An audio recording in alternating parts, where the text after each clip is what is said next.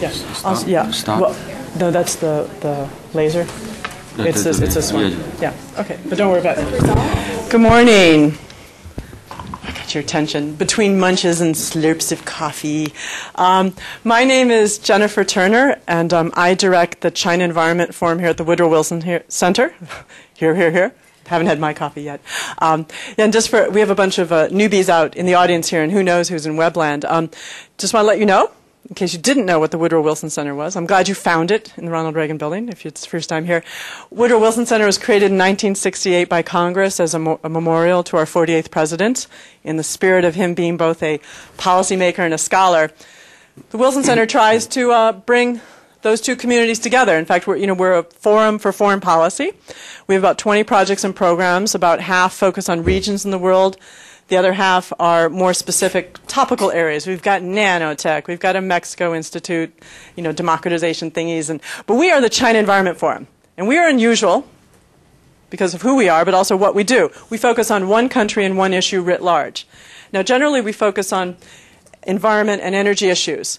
But over the years, we have actually done things related to food safety. I mean, when you look at pesticides, China being the largest pesticide producer, consumer in the world, a lot of it running into the water, soil contamination from both agriculture and industry. So we've looked at these issues for years in our publications and meetings. And last year, about a year ago, my assistant, Linda Nellis, she's by the door, you can wave, she started working for me, and she has this thing about pigs and animals. So she wrote a policy brief, a little brief on our website on aquaculture that got the attention of, there's a guy named David Barbosa down there from the New York Times. He called us because he found our aquaculture thing because it was helping him as he was getting ready for an article, right? And but also there was a company in Boston called Waters Corporation that found our aquaculture brief, and also Linda did another one on factory farms in China.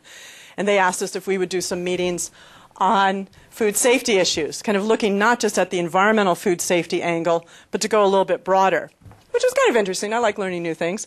So we did a couple meetings last year, and then we did some research, and we published this, Sowing the Seeds, Opportunities for U.S.-China Cooperation on Food Safety.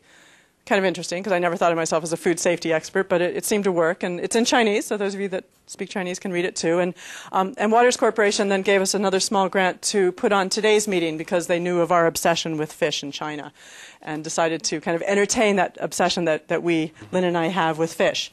The issue of, aquaculture in China is particularly fascinating because China, it's the only country in the world that is mainly reliant on aquaculture-raised fish. They're the largest aquaculture producer in the world. They have like 67% of their fish comes from aquaculture. But there are a lot of problems with it, what we're going to do today in talking about fish, and we're going to try to use as many puns as possible about fish and water. We're doing a kind of an upstream, downstream look at it.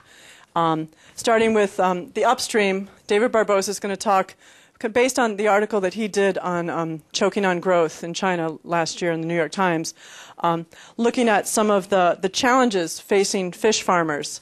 Why are there problems with Chinese fish? Because the U.S. government, the FDA, bans a lot of Chinese fish for various chemical and other reasons. So he's going to start the upstream, looking at what's happening among the producers, farmers themselves. And then we're going to start going a little bit downstream to looking at also the marine issues. There's coastal fisheries and problems in China's marines, and kind of downstream in terms like, well, what is the government doing about it? That's why we got this law type guy here. I met Wang Hanling in Beijing. I was there in April as part of a cross-straits confidence building measure delegation with Center for Strategic and International Studies. It's kind of funny. We went to Taipei and then Beijing, and it was odd because I was the only environmentalist. And in the Beijing meeting, the security and military folks, they only wanted to talk on that stuff. They didn't want to talk about environment. And Wang Hanling and I were like the only environmentalists in the room, so we just had to talk to each other. And I discovered that he was this marine guy. And I don't know too many Chinese marine experts, so that's why I hijacked him and brought him here. So that's kind of downstream that way. And then we're going to also look at kind of another flow of the talk is that how I'll talk just a couple minutes about what the Chinese government is doing in terms of food safety regulations, tracing, and this applies very heavily to fish in China, and this kind of model this very centralized model. And it hasn't been all that successful yet. It has some shortcomings. And I'm going to be basically the segue to Teresa Ish, who is from Environmental Defense Fund. And she's going to talk about a potentially useful model for China to better enforce standards for fish. She leads the Environmental Defense Fund's partnership with seafood buyers to help them source more environmentally friendly fish, seafood, farm seafood, by developing tougher purchasing standards. Okay, so we've got kind of a flow going here. Maybe a bit chaotic, but in the end, I think we'll give you enough information to ask intelligent questions. That's going to be your job. The ultimate downstream is you all have to ask questions this direction. You have the bios. I'm not going to talk excessively about their histories and things. You've got it. And I'd like to ask David Barbosa to kick us off. And again, and also just keep in mind, he's from Shanghai. He is still in Shanghai. He arrived last night at 10:30. So be gentle on him in the Q&A. Start off easy, then get really... he's a journalist, so you can kind of be tough on him in the end. Thank you very much. Well, good morning or good evening for Wong and I, who have just arrived from Shanghai. I'm here today to talk about the challenges facing China's aquaculture industry, and undoubtedly there are many. And I apologize in advance for painting this rather dark picture of the situation, but that's what I've found. Last year, the U.S. banned or put restrictions on certain varieties of Chinese seafood because a large number were found contaminated with banned chemicals. The EU and Japan have put similar restrictions on imports of Chinese seafood. And that leads us to the question of what is the state of Chinese aquaculture. Last year, I spent several months investigating the Chinese aquaculture industry. I visited farms in Shandong, Guangdong, and Fujian province. I interviewed farmers, aquaculture experts, and scientists, and I visited coastal farms as well as inland farms, large fish farms. I also spent quite a bit of time last year investigating food and drug safety issues as part of a much broader series of articles. As you probably know, last year there were lots of stories about food safety problems in China that were not fish-related or seafood-related. I think the challenges facing the aquaculture industry are similar to those facing the Chinese food industry in general, as you can see with the current milk scandal now playing out in North China. Let me just lay out the broader outlines of these challenges. Water pollution is the major problem facing aquaculture because it afflicts virtually every part of the country. Polluted waters, lakes, waterways, and coastal areas will undoubtedly have an effect not just on huge fish farms, but also on other food products. The country's rapid economic growth has created environmental degradation on an unimaginable scale. And scientists say a lack of clean water will inevitably mean a lack of healthy seafood. Last year, I specifically targeted heavily polluted areas to visit to see if there was fish farming in those areas. And in almost every single case, there was fish farming. Indeed, massive aquaculture operations are also part of the problem because they don't just exist in polluted waters, they also pollute the waters by overstocking with fish, adding too many chemicals and antibiotics, and also overfeeding their fish. This leads not only to disease, but to agricultural runoff and pollution. And so you can see agricultural runoff pollutes the fish farms, and the fish farms, in turn, produce a great deal of agricultural runoff that pollutes the surrounding areas. Second, you have fish farmers who are using banned drugs and antibiotics to inoculate their fish from disease, partly because water quality is so poor. Some of the drugs, such as malachite green, are known to cause cancer in mice. A large percentage of the Chinese seafood that is refused by the U.S. is tied to the use of banned drugs. No other country comes close to China in the number of seafood refusals that are caused by illegal drug use. Another serious challenge is the country's weak regulatory system, which is widely believed to be riddled with corruption and bribery. Local government officials often partner with businesses and therefore have an incentive to rein in the regulators, or at least to give their business partners some kind of advantage or protection. China's weak legal system also helps explain why regular government announcements about crackdowns or efforts to overhaul the industry are running into roadblocks. Local governments wield enormous power in China. Another challenge that's overlooked in this debate about aquaculture is the issue of the farmer entrepreneur seeking that path to riches. China is now a country in transition from a state-run economy to an increasingly competitive and even aggressive capitalist and market system. There's a great deal of uncertainty in this new system.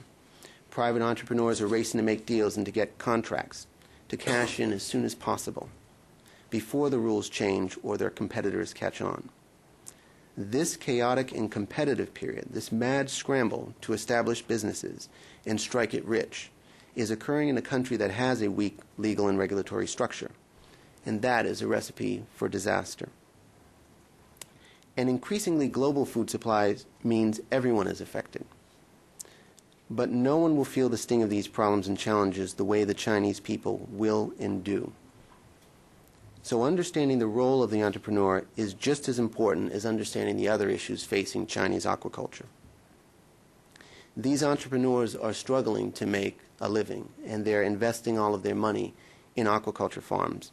So if they believe those farms are going to be hit with a serious disease and they'll be wiped out, they often do turn to drugs. One more issue is there are Western or non-Chinese companies eager to move into aquaculture and take advantage of China's low prices and cheap labor.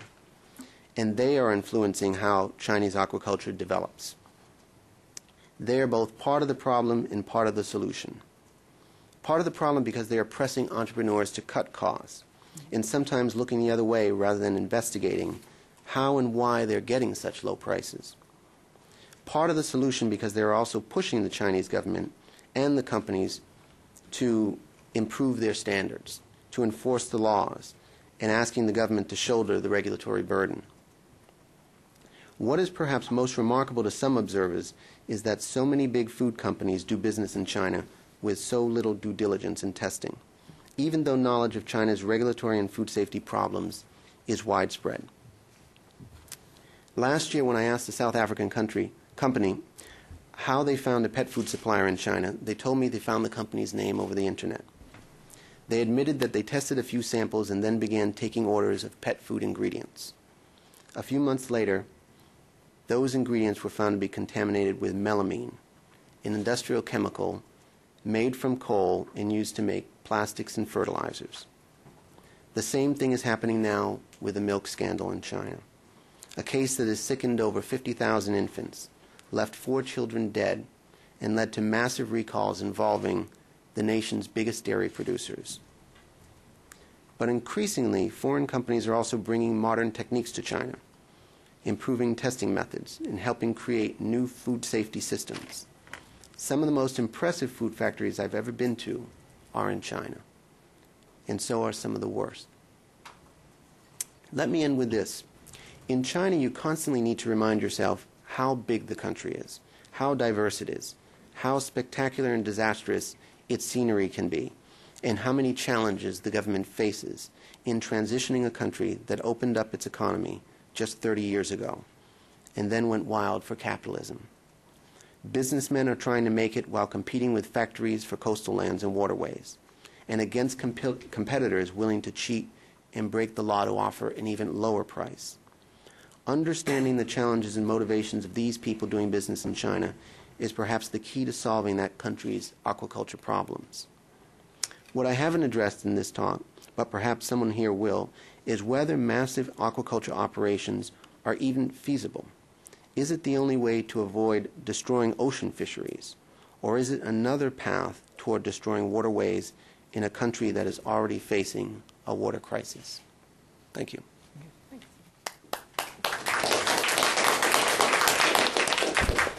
Thank you. And I think that probably just be forewarned, David, I think it'd be nice in the Q&A, I might want to ask you some anecdotes about some of the some fishers that you actually met. Okay. I mean, well, can I ask you one real quick? Sure. Did you mainly go to the big aquaculture farms or little ones? I tried to get to the bigger ones, but I've probably visited about 15 over a 3-month period. And how big is big? Big is, it stretched for miles. I mean, in Fujian province, everywhere you looked, it was aquaculture. Ponds. I mean, this wasn't just one farm, but all the farms are sourcing the same companies. So this region, you can go to many regions like this where you'll just look into the distance and you'll see nothing else but aquaculture farms. And along the coast, huge aquaculture farms. And then I visited some of the factories producing from those aquaculture farms to see where that was going.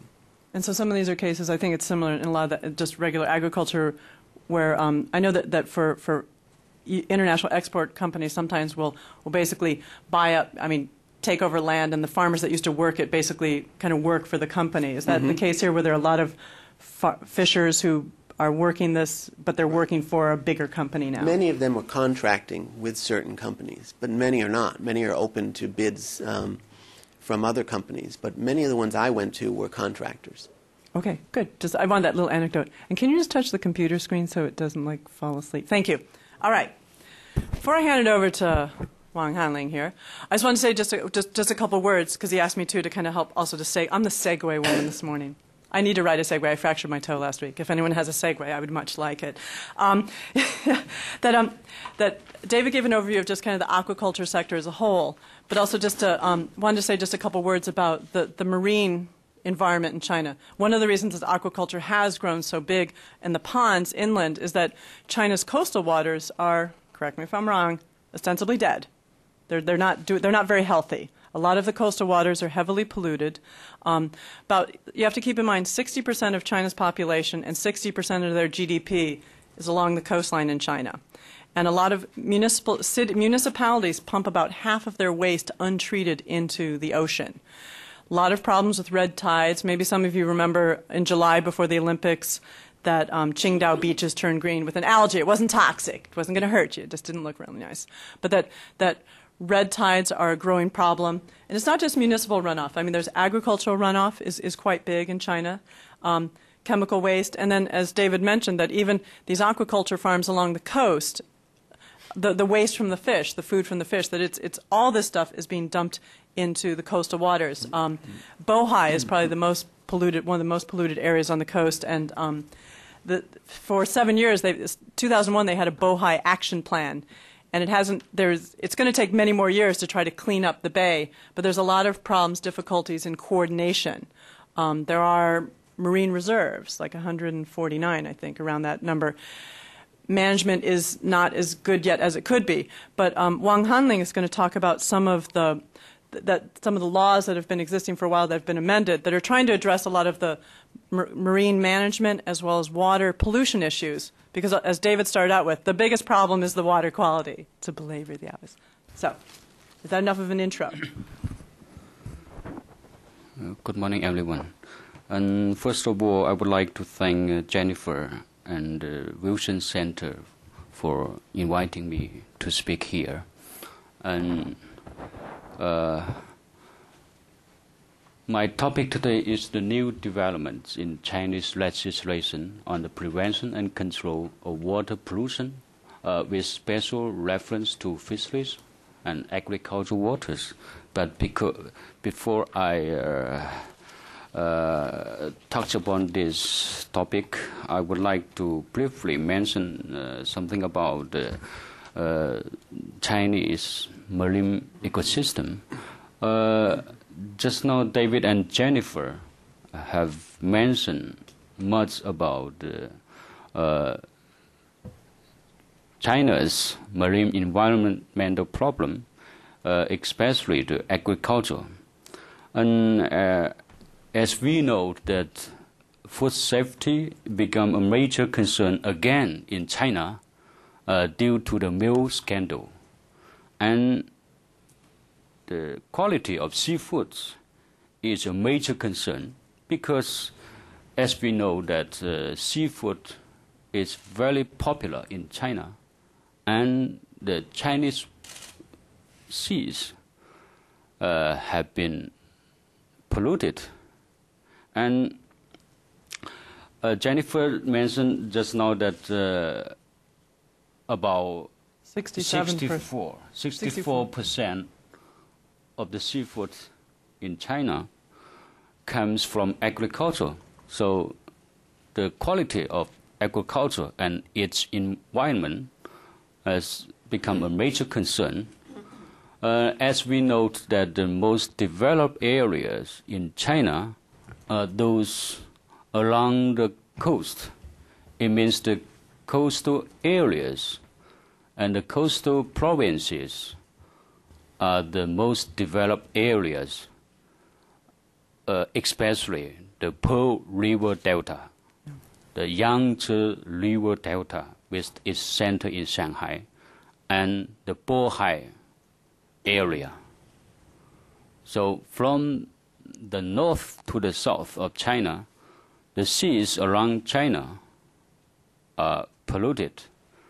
And as David mentioned, that the aquacultures are around the sea areas, as well as some inland, and including the lake. And as we note that the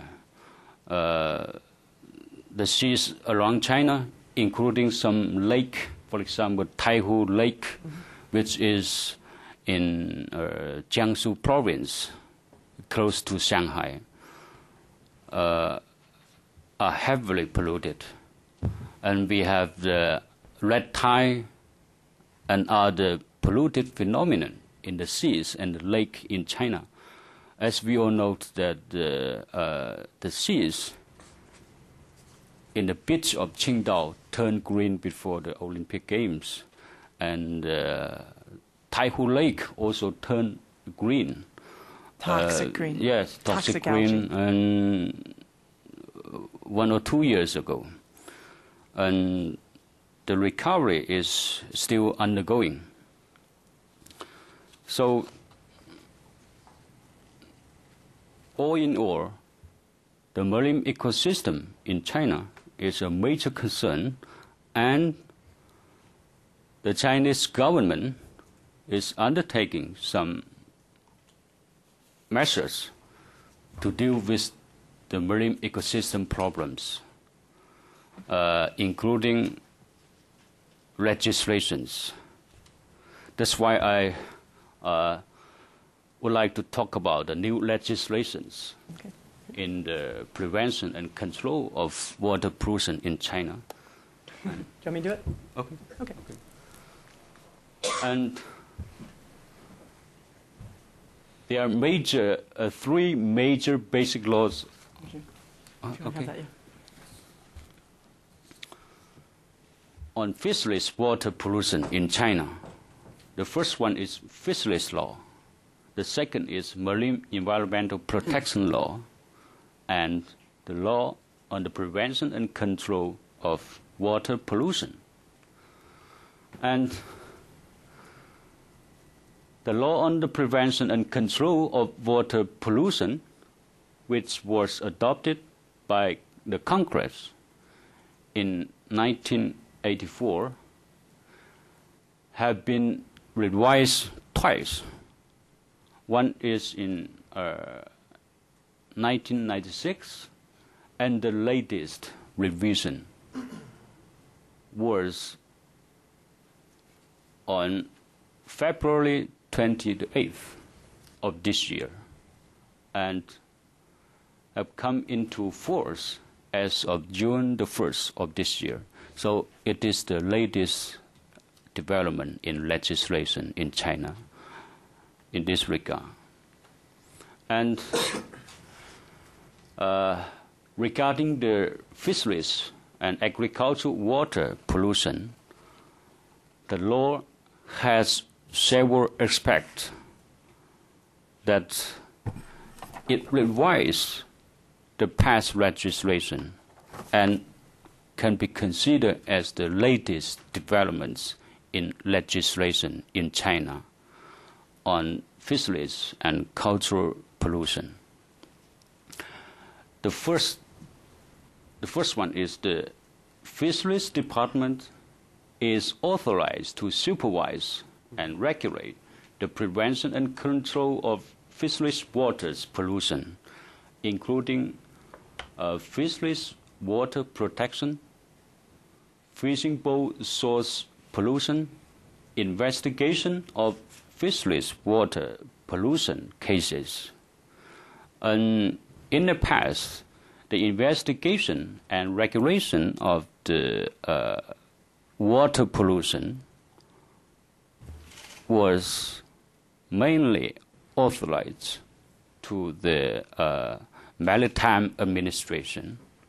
And according to the revised law, the fisheries department also has the authorization to investigate the pollution case in the fisheries water. And the second one is the fisheries department is involved in environmental impact assessment of construction project which directly or indirectly discharge pollutant to fisheries water. It means that the fisheries department can say no to the environmental impact assessment of construction projects if these construction projects have potential environmental effect to the fisheries water. And the third one, the protection zones for important fisheries waters at the county level or above the county level. It means that the government at the county or above level can assign some sea areas as the protection zone for fisheries waters or agricultural waters. And the revised law provides that no discharge of pollutants should be discharged to the protection zone. And the fourth is that fisheries departments are in charge of fishing boat source pollution and involved in other source pollutions in fisheries waters. In the past, it was the Maritime Administration that was in charge of the investigation and punishment of those wet source pollution in every waters, including in the fisheries waters. And according to the revised law, the fisheries department has also the power to investigate and punish those wet source pollution. And the fifth one is that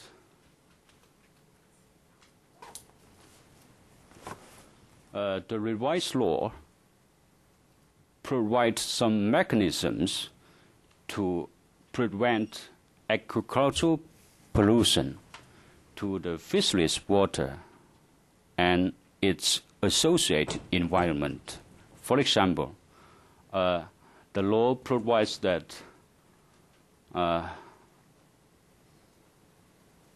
agriculture should be cost-effective and should be healthy and should be environmentally friendly.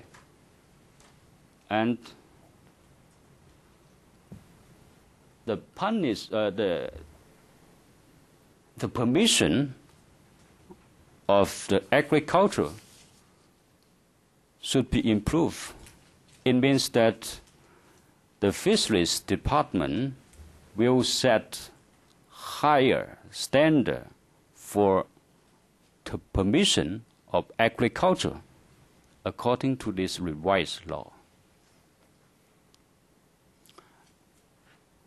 And the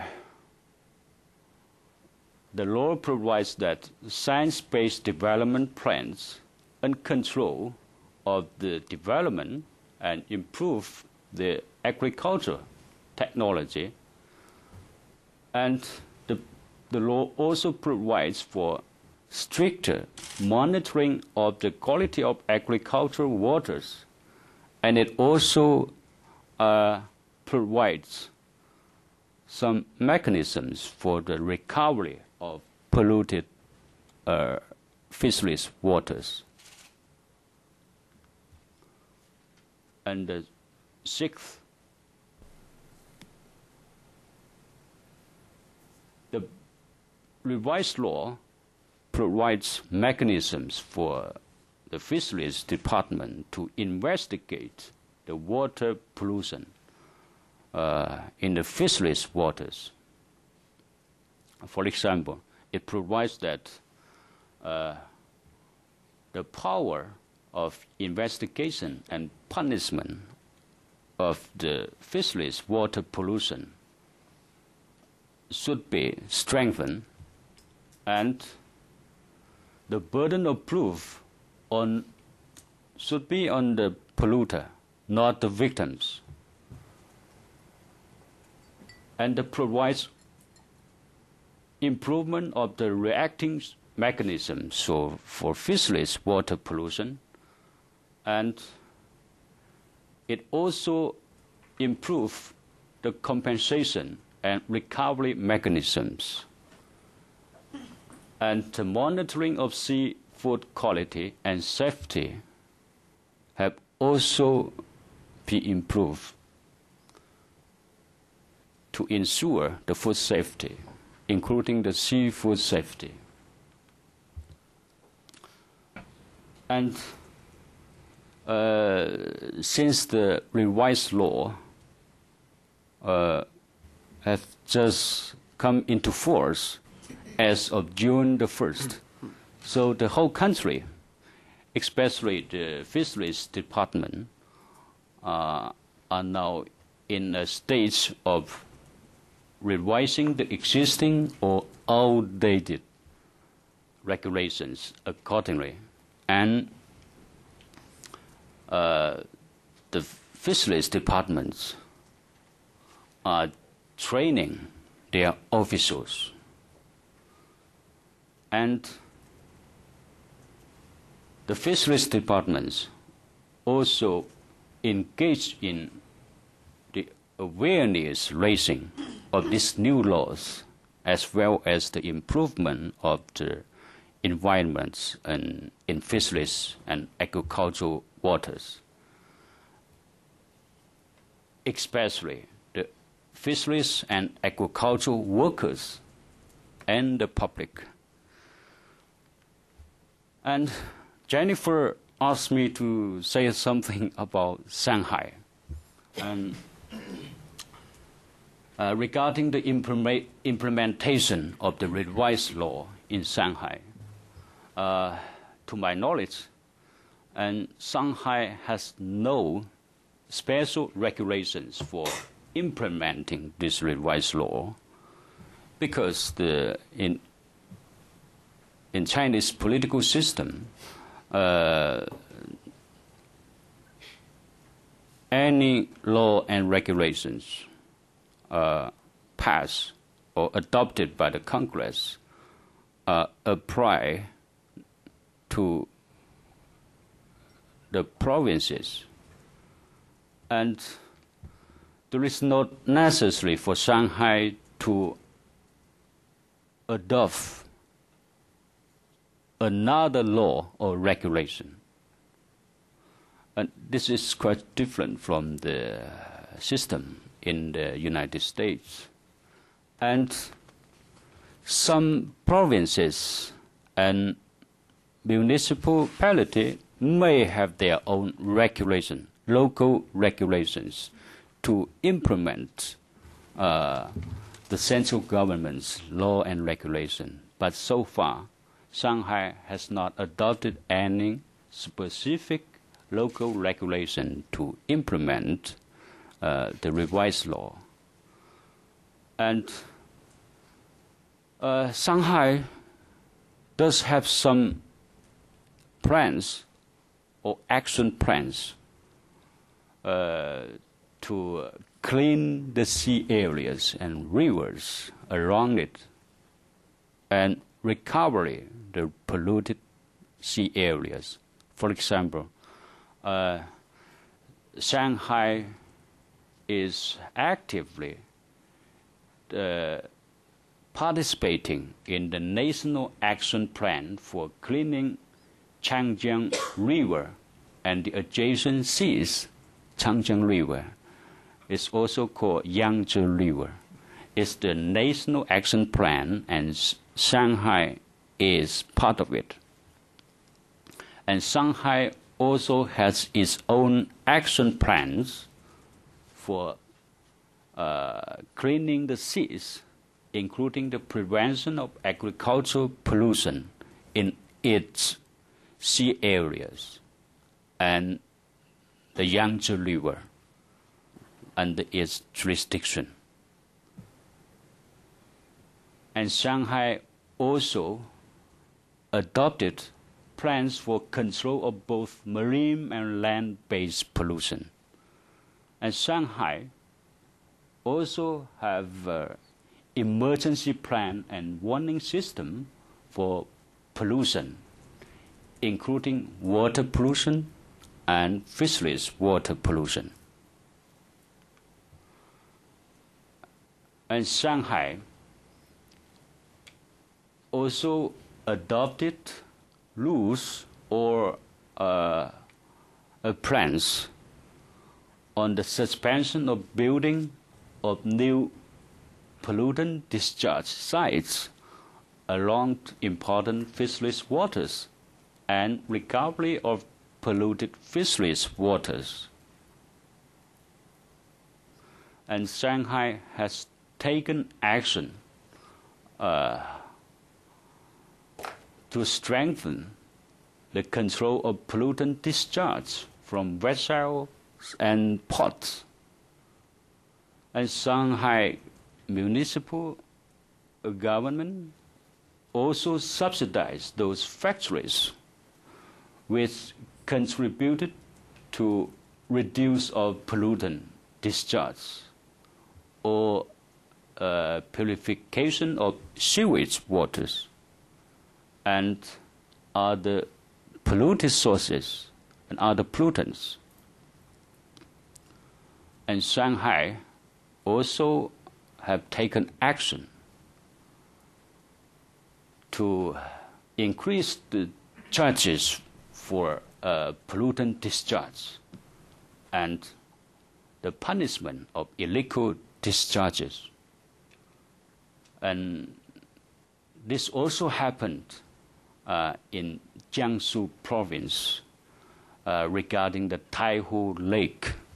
Just now, Jennifer and I mentioned about the pollution in Taihu Lake. And in August of this year, Jiangsu province, which is near Shanghai, also have taken action against the illegal discharge of the Taihu Lake. Thank you very much. Okay. Thank you. Again, me interjecting myself, but hey, I'm the chair. You're my captive audience here. I think just the water. We're talking water and fish, right? Water in China, the water and food safety laws. They've had new ones, and the water pollution control law is very significant. I mean, the last one had major loopholes in it that so big a whale could swim through them. Okay, and the biggest challenge for almost all types of laws, but in this case, water and food safety laws, is really the power of local governments. I mean, local governments, they have control over the local economy, and Beijing often cannot do that much. What's interesting, but another point in the water pollution control law that you didn't note, which I didn't ask you to, was that there's also new provisions to make it easier for victims of water pollution to bring class action cases, and trying to really improve transparency. And there is actually in the water sector, one of he's my best buddy in China, Ma Jun, who's spoken here several times. He actually created about a year and a half ago a water pollution database online using only government sources. He also works with the Ministry of Environmental Protection to really help with the shame game of companies that pollute water, including international ones, posting it on their website, using the news media. He's a former journalist. You've got to watch out for those journalists when they become activists. They're really good at it. And so, you know, there has been, in the water sector, there's been a lot more grassroots activism around dams and pollution. But besides Ma Jun, it's mainly grassroots activities, and so they're not a real check. And as David noted, that there's, you know, I mean, the news media sometimes they're a little bit tougher on reporting on pollution issues, but even with the cases of being able to bring a case to court on either a food safety or a water pollution issue, the courts are not yet that strong. But there are measures to improve enforcement. But let's take a second to look at now at the food safety changes. I mean, because it's back in the news again very tragically. I mean, the central government, we've seen over the last year, they've really been centralizing control over food safety, passed new laws, using a lot of campaigns, serious punishment. It's not apparently working yet. But there is one blueprint that I think officials in China would say hasn't had a chance to really work well yet in food safety, and this would apply to fish. The idea of trying to control the suppliers, to basically do what international companies now do in China. International companies that export foods, they know, and we interviewed a lot of them for our publication, and I really didn't feel like they were just towing the party line, because they are scrutinized here very much for their products in China. They control and they know their entire supply chain. They can't officially own it, but they're pretty close. Now, for the Beijing Olympics, did you guys you heard about the the food safety measures? That wasn't as broadcast as loudly as I thought it would have been, but they the local commercial bureaus officials in China, like 8 years ago, started taking stock of every single restaurant and hotel and every food product. I love this in China. They tried to get everything and find out all the suppliers, and they created a list that for the Olympics, particularly for the Olympic venues, of totally controlled food suppliers. There was rumors, don't know how true it was, about, you know, the Olympic pigs, right? The ones that were hormone-free in an undisclosed location. I mean, so that the idea that the food would be totally safe. Now, when Lyndon and I were doing our research, we noticed that the Chinese public was not very happy about this, the idea that it's almost like there are two standards of food quality in China. There's the ones that are for the urbanites and otherwise, export and otherwise. But for the Olympics, I mean, there was an approved list of suppliers. All the suppliers, processors, trucks, restaurants were in a database.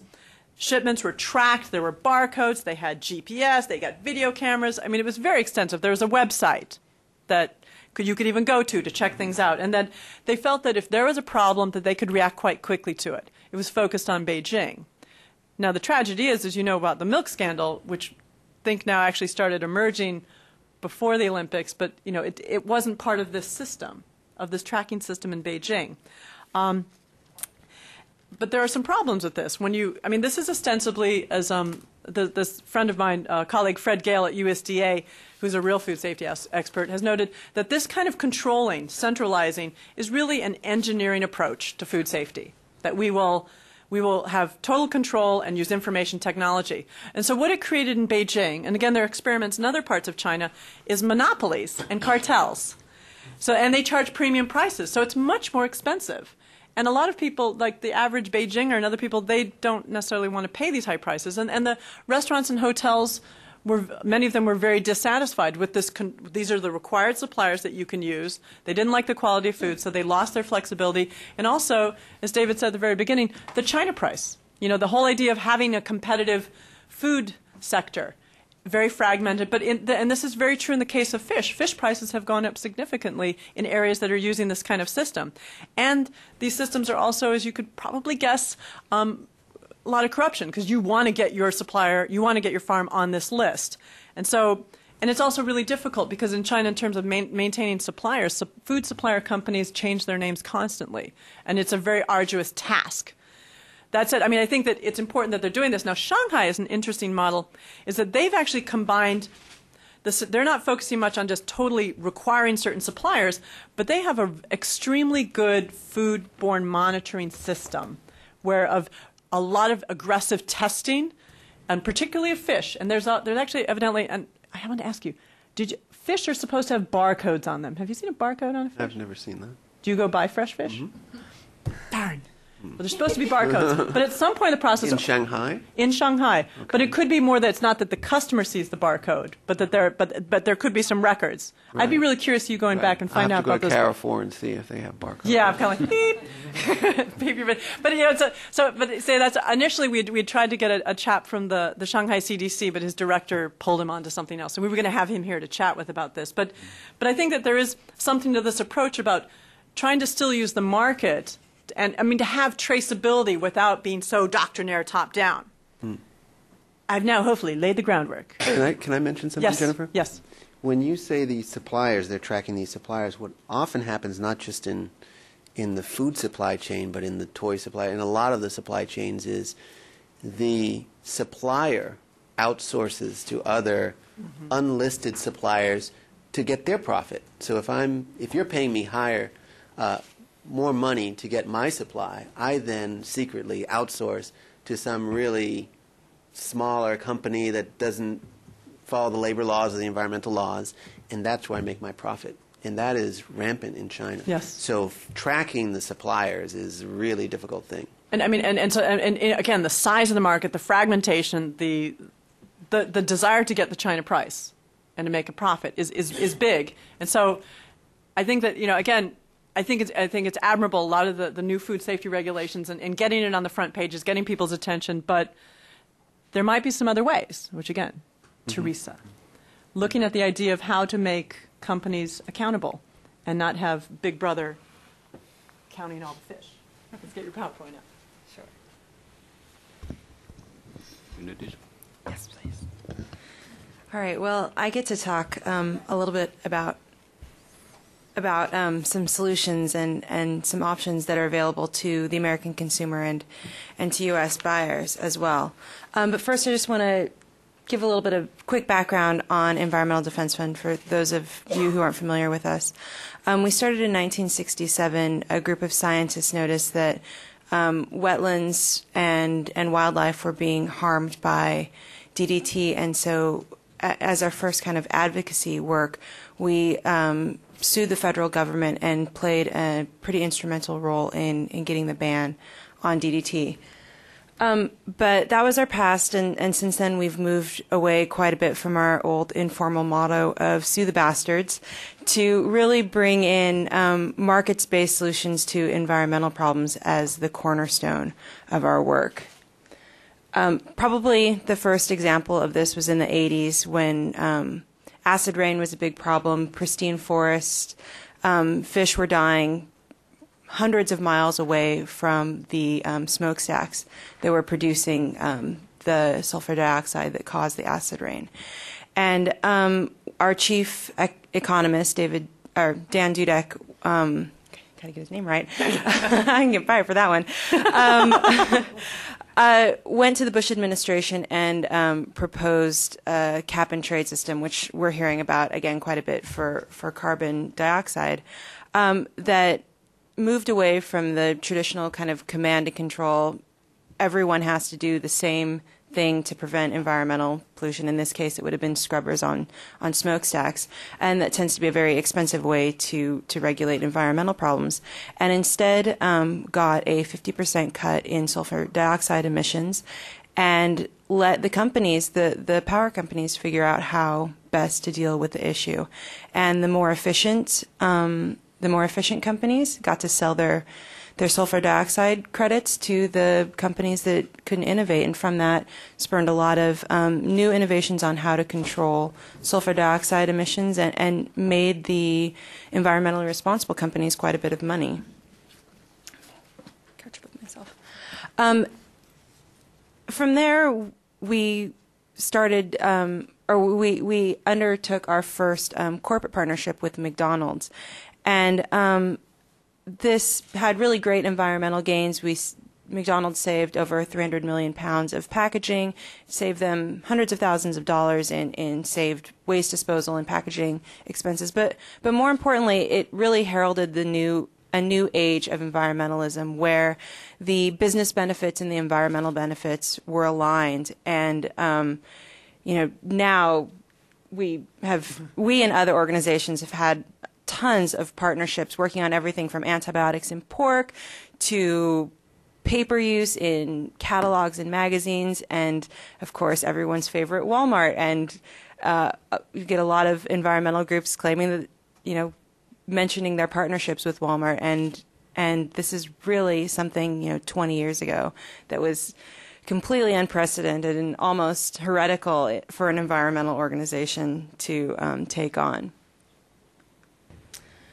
But really, the core of all of our environmental partnerships or business partnerships focuses on three main pillars: achieving real, measurable environmental gains, aligning these environmental gains with the company's interests to generate business benefits that then encourage them to continue to make these environmental changes. And these business benefits can come by way of cost savings, shareholder values, reduced risk. I mean, there's a whole number of ways that businesses see financial benefits from these environmental gains.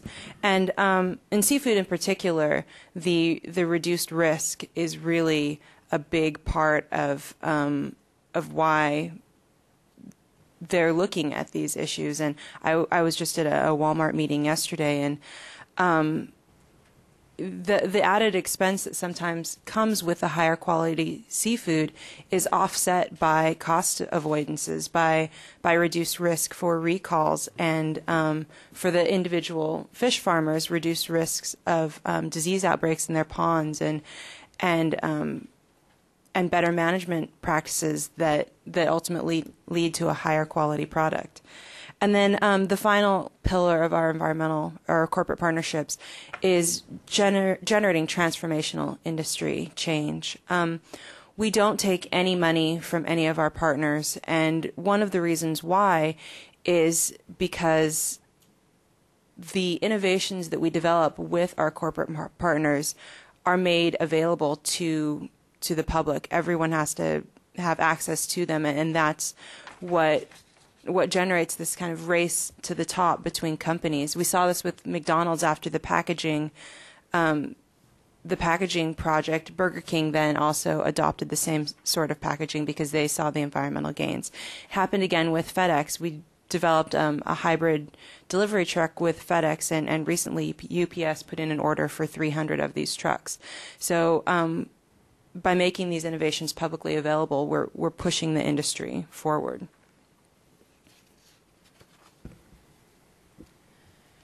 So this is, this concept and this work can be applied with seafood companies too, and there are a number of different tools out there for buyers of seafood to reduce their risks, to source environmentally responsible seafood, to source safer seafood for their customers. This is a little wheel put together by some of my colleagues at California Environmental Associates, looking at 5 different options that are or tools that are available to seafood buyers in how they source their aquaculture, their farm fish products. And Jennifer's a bit more optimistic than I am about even large companies being able to track all the way back to the farms.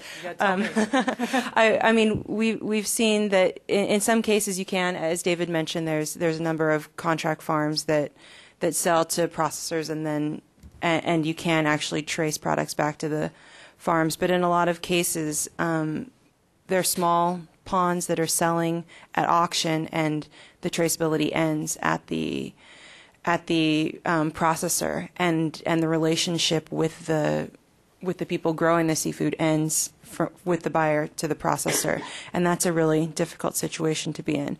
But regardless, what we seek to do with these 5 tools is to drive the pressure to change from the buyers, from the consumers, down through the producers. And this is still very much a top-down approach, but it has business benefits all the way along the supply chain, as I mentioned before, in reduced risk, in sometimes cost savings. So for our seafood partnerships, or our corporate partnerships with seafood buyers, we've chosen to focus on aquaculture, and in particular, 2 of the largest aquaculture products consumed in the U.S., farm shrimp and farm salmon. the U.S. has a relatively low per capita consumption of seafood. It's only about 16.5 pounds per person. But these two products alone make up almost half of what we eat. A quarter of all the seafood consumed in the U.S. is shrimp, and about 80% of that is farmed, and about 80% is imported as well. Same for salmon. It's about 15% of what we eat in the U.S., and only 20% of that is wild. I got to catch up my notes. The nice thing about not having words sometimes is I can just make it up as I go along. But this time I'm going to get back to my notes.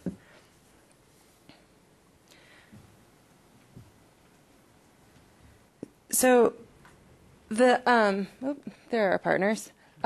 So our seafood work is really focused on three different partners. A thought leader in the grocery retail industry, Wegmans.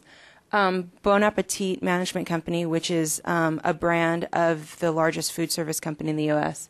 And then, of course, the giant in the room always is Walmart. And we primarily work on them on aquaculture. Other organizations like the World Wildlife Fund and Sustainable Fishery Partnerships have been really active in working with them on wild seafood. But all three of these companies take different approaches, but the commonality in all of their approaches is it's really transforming how buyers look at the seafood that they buy, and how fish farmers are revolutionizing how fish farmers grow their fish. So the first tool I'm going to talk about, and I'm only going to talk about three of them, are aquaculture certification standards. And these standards mostly started as kind of single-minded standards. They're either food safety standards and they brought in a little bit of environment, or they're environmental standards and they bring in a little bit of food safety or social justice issues. Oh, there we are. Right now, the three main certifications that are up and running are the Global Aquaculture Alliance, and certified by the ACC, Global Gap, which is the European certification body. Both of these by far focus on food safety issues over environmental or social justice issues. And Friend of the Sea is a relatively small certification body. And then, of course, the aquaculture dialogues, which are being run by WWF, are the main environmental player in certification process, and they're in the process of developing standards for a number of different species, and just recently released the draft standards for tilapia, so you can go to their website and make comments on those now. But it's also important to remember that not all certifications are created equal. This is a benchmarking study done by WWF in Europe, and I'm sorry, the type is so small.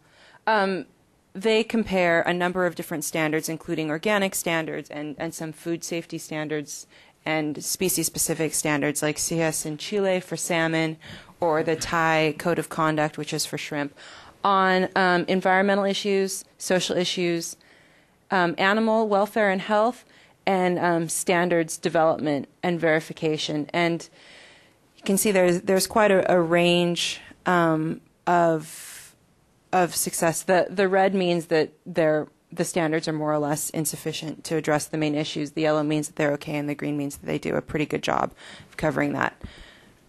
So there's quite a range between the different standard setting bodies.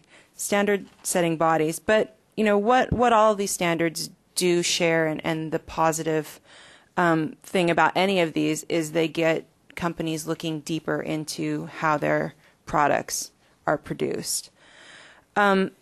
And some really interesting alliances have come out of these different certification bodies over time. The Global Aquaculture Alliance just started a partnership with the Food and Drug Administration to see if maybe certification by the Aquaculture Certification Council could substitute for FDA testing of products, and maybe be a way to augment the testing that the FDA already does. The World Wildlife Fund and the Aquaculture Dialogues have been in conversation with FMI, which is a grocery industry lobby group, to incorporate their environmental standards with FMI's Safe Quality Food Certification Project, which is a food safety project. So, I mean, we're seeing different parts of the certification world come together and start to provide this kind of one-stop shop for aquaculture. Walmart is probably the best-known company that's really delved in deep to aquaculture certification. They've made a commitment to have all of their fresh and frozen farmed fish certified by the ACC by 2011. And this is pretty ambitious. I mean, right now, there are only farm standards exist for channel catfish that's pond raised, which is essentially just the U.S. production, farm shrimp, and they just recently released standards for farm tilapia. So, I mean, they're still missing farm salmon, which is both a huge political issue and a very difficult species to certify, and also a huge seller. And it's not something that can be done quickly or hastily. It requires a lot of political maneuvering and a lot of really sound science to write good standards. But in our partnership with Walmart, we are sitting on the Standard Oversight Committee for the Global Aquaculture Alliance to help ensure that the standards that do come out of this process are environmentally rigorous, and as best we can to harmonize those standards with the work that we're also doing with WWF on the aquaculture dialogues and our participation in the dialogues to align those standards as much as possible. And hopefully create a little bit of competition for who can put out the best standards and the best environmental standards that the market will bear. Another cornerstone of our corporate work with seafood buyers is with individual buyer standards. Wegmans has adopted both standards for farm shrimp and farm salmon, and Bon Appetit has adopted standards for farm salmon and is working with their farm shrimp supplier right now. And one of the advantages of these buyer standards is that it's really about the company's brand. They have a lot at stake for writing high standards and ensuring that those standards are verified. And so just a quick outline of what the standards look like. I'm focusing on shrimp because salmon has proved a little bit more difficult to get the changes that we've wanted, and right now none of our partners are carrying salmon that meet the standards. But shrimp has worked really well so far. There are 12 standards that address the main issues of shrimp farming, and David mentioned a couple of these: antibiotic use, overfeeding, effluent issues, predator control issues. The producer must meet 9 of the 12 standards in the first year, and the compliance is audited by or verified by a third-party auditor. And then the supplier must also make these documents, the compliance documents, publicly available.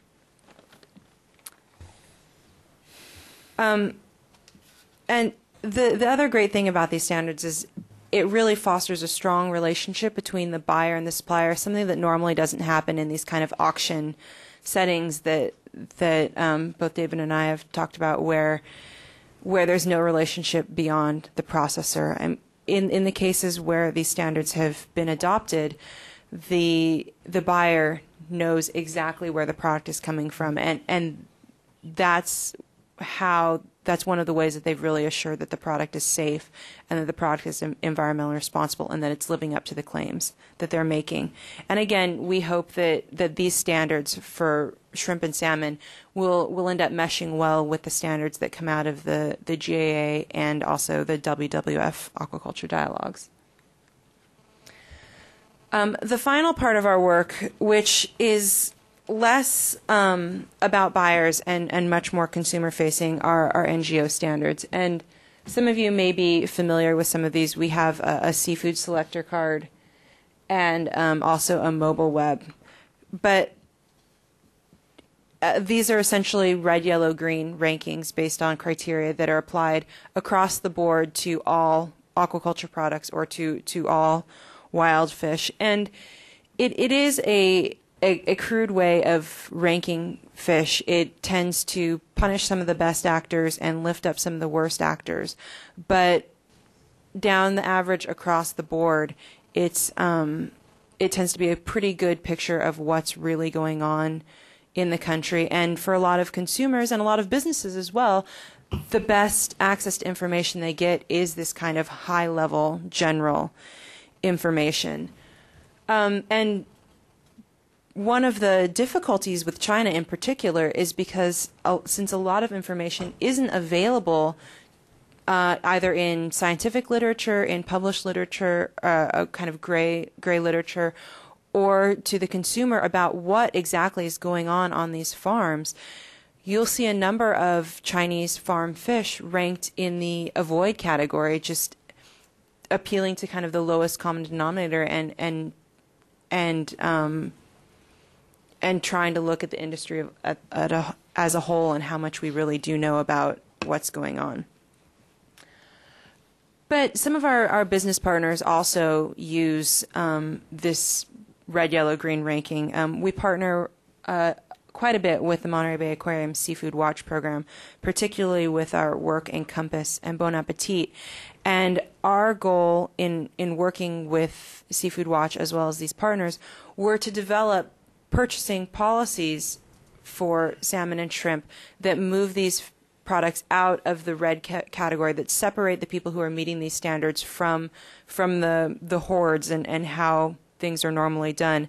And we were actually able to achieve, for farms meeting our shrimp standards, achieve a green ranking under the Seafood Watch criteria, and that satisfies their commitment to Compass Group and Bon Appetit's commitment to source less unsustainable red-listed seafood and source more kind of greens and yellows.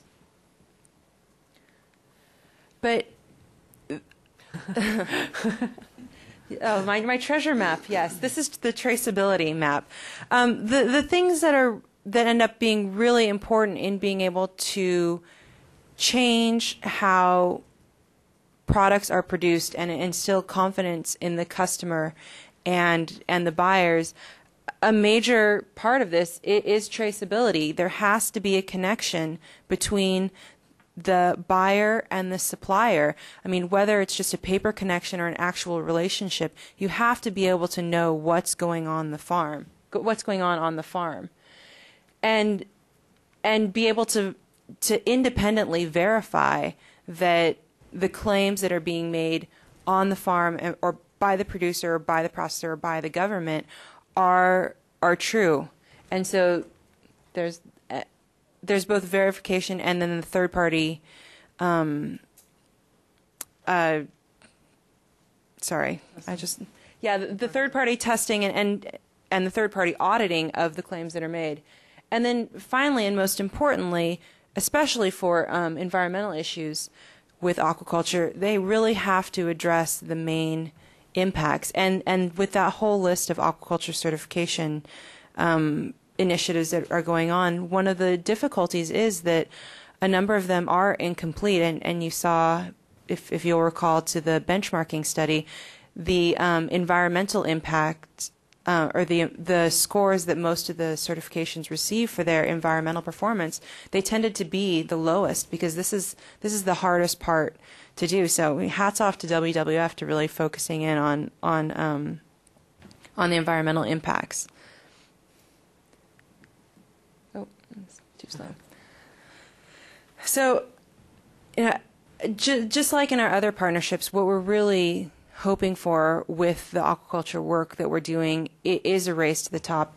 Instead of thinking about farmers just kind of eking by, we want to create value for them by making environmental responsibility and high quality products something that is beneficial to them, that is what helps them survive and helps them make a living. And part of doing that is by creating demand both from the buyer and consumer for these high quality environmentally responsible products, and there are a number of organizations that are trying to do that. But, you know, I think the two standards issue that Jennifer brought up is still a real problem. All these initiatives are for the export market. So the products that are meeting these standards, both the higher environmental standards and the higher food quality standards, aren't staying in the countries they're produced in. And in the case of China, such a large portion of the farm fish that they produce stays in country. So we're missing this whole aspect of the aquaculture industry, and I think that's a really, I'm not going to leave you with any happy solution for that, but I think that's a real challenge that we need to think about is how to bring the small producers that are kind of subsistence aquaculture producers that are just bringing product to their local market or their local stores, how to derive the same benefits for them for these higher environmental quality and safer seafood products. So thank you. And Vinay with the fish talks. Now it's the flow. We have to applaud her first. It's flowed to you guys. I have two research assistant interns who have microphones. Please make sure that you raise your hand. She's very obedient. Hung Guai. I was like, obedient people out there.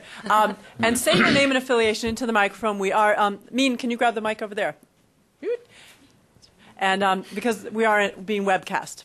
And so Min right here, can you raise your hand again? No, the other. And so name and affiliation, and we'll just kind of get rolling from there. Oh, the on is on the bottom. Okay. Thanks, Alyssa. Thank you for that great presentation. My question is for Teresa. My name is Debbie Lee. I'm with Resolve. You mentioned that shrimp has become further along in certification than salmon. I was wondering why that salmon industry has come across these snags. Well, the difficulty that we've had is that right now salmon is just it's a seller's market. There have been a number of issues with disease outbreak in Chile and production going down, and it's just been a lot harder for buyers to demand the change that they want from the industry. It's also a very consolidated industry. So, I mean, we're talking about moving millions and millions of pounds of salmon as opposed to shrimp, which tends to be a bit more fragmented.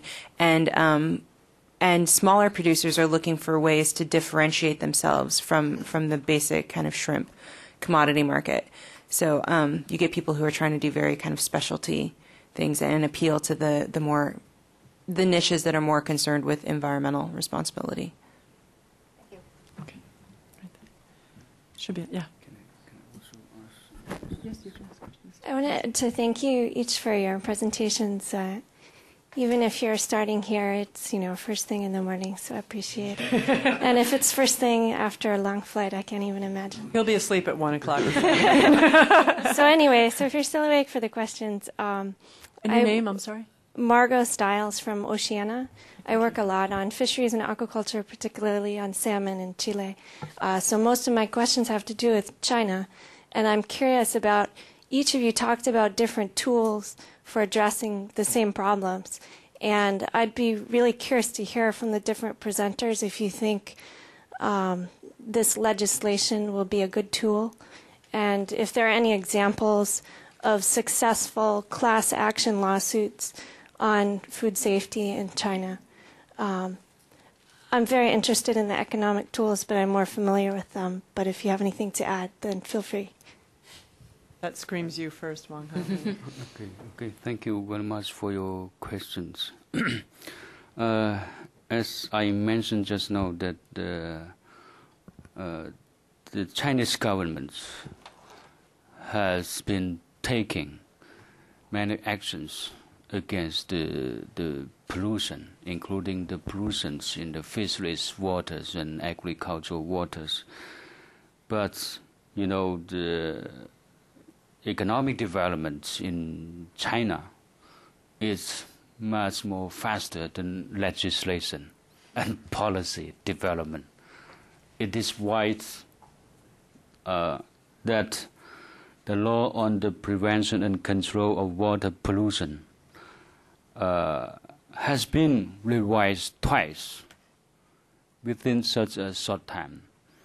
It was adopted by Congress in 1984 and first revised in 1996, only 12 years later. And the second amendment was in this year. So the legislator tried to revise the law to adapt it to the fast developed situation. And I think it's not enough. The legislation is there, but it's not enough, especially in the implementation of the legislation. Just now, David mentioned about some interest of some local officials with the aquaculture companies and some business. And legislation is one thing, and implementation is another thing. So the most important thing is to implement the law. The legislation is always there, and it gives revising. But we will see how this revised law will be in its implementation. And because it's new, and we still see how it is implemented in the local level, especially. If I could jump in one thing. I mean, again, it's just being started. Don't know how it's going to work out. It's a definitely much stronger law, but I think it's important to look at the broader trends of environmental legislation in China and regulations. Is that they're really getting, they've caught on command and control doesn't work, and more of these other laws, not just this one, are trying to circumvent local governments, trying to get other actors involved, be it empower people to sue. There's now an open environmental information measures, so a Freedom of Environmental Information Act, so to speak. And again, I mentioned Ma Jun and others, are going to try to take advantage of that. And on the food side, I mean, consumers are getting very angry in China. The need to really act is the pressure is on the government, and so. But again, there aren't always the tools. How do the people really express it? There are a lot on the environmental side. There are a lot of more environmental protests happening, maybe like 5,000 a year, most of them on water. But there are also a lot of, there are a growing number of class action cases. There is one environmental NGO, we've had them here a couple times, the Center for Legal Assistance for Pollution Victims, and they have helped usher class action suits through the courts. They have a whole network of pro bono lawyers. They have been most successful in water pollution cases where the fishers themselves, their fish all die because whatever factory upstream just dumped whatever. And I mean, it used to be that when the fish would have a die off and local governments wouldn't do anything. There was one case I remember in northern China where they took truckloads of the dead fish and dumped it on the factory's front door to try to get the attention of upper-level officials to do something. And I think that what's good is that there's a desire to try to move towards more formal channels, to try to get protests. And I mean, because protests turn quite violent around water a lot of times in China. But in terms of food safety, when Linda and I were doing our research, we emailed like every lawyer we knew in China. No one has heard of any class action case on food safety yet. There's one guy who's supposedly the Ralph Nader of China. He's got a blog, but he's not yet the Ralph Nader of China. He doesn't have the political oomph to do it yet. And I think that's a big missing piece, but it's one that in the environmental sphere, Chinese environmental NGOs are starting to take chances and push the envelope. But aside from one pesticide, there's one pesticide NGO in Yunnan. There are not, we all again looked high and low to look for food safety NGOs. Couldn't find them yet, but they could be coming. But I think that that's a necessary ingredient, for things that Teresa was saying. David, I suspect you have one or two things to say. I do. I agree that the enforcement is the major problem here. It's pretty weak in China enforcing these laws. Some of the laws often in food safety are pretty good on the books and even in other things, but there's not strong enforcement.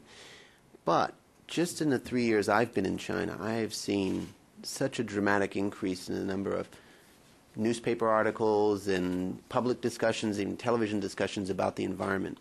And so I do sense in that time that there is a greater awareness of these issues, not just because there are trade disputes or companies are getting in trouble, but people, just average people, college students, are becoming more aware, and I think that's a major step in the right direction. Also, if there's more of an independent press in China, that would probably increase the change, even quicken the change, the pace of the change, because they would start to expose some of these stories. NGOs are coming to China, visiting China, and exposing some of these cases. The companies face major pressure, especially if they're an international company doing business, sourcing from China or producing and selling into China.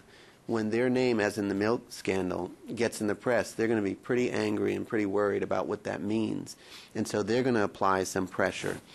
And there are occasionally lawsuits or at least interest groups that pop up and call the media or try to do something. And so I am a little pessimistic about the ability of the enforcement of the law. We've seen so many cases where the regulators, local regulators, aren't doing anything. But the pressure to change, I see that coming in a big way. Just in the 3 years I've been there, it's dramatic. So possibly if this continues to increase, there's going to be greater awareness and someone's going to have to do something. Wang Hanling, jumping in again. I would like to make some comments. First, that I've heard your presentations and some comments from the floor, and my feeling is that you know something about China better than I do. So if you know something about China that I don't know, please let me know. First, and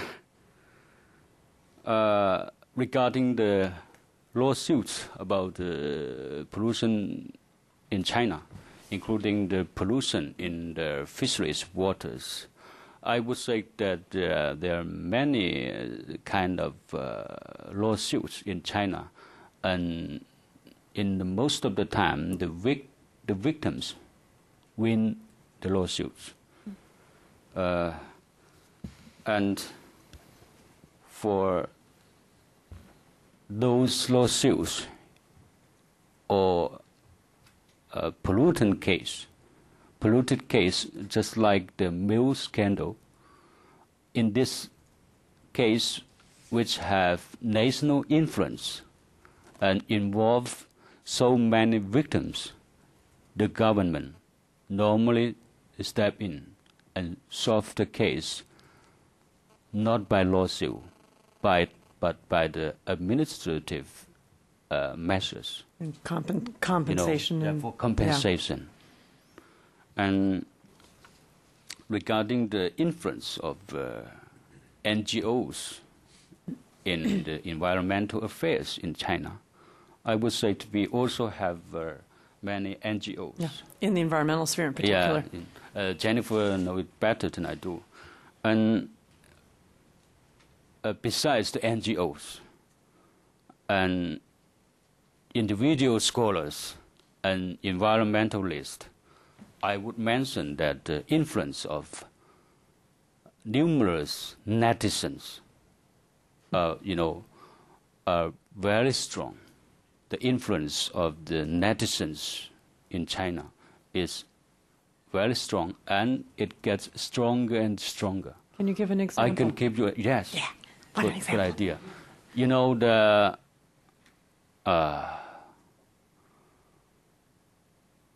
some officials, some government officials step down because of the protest of netizens on the internet.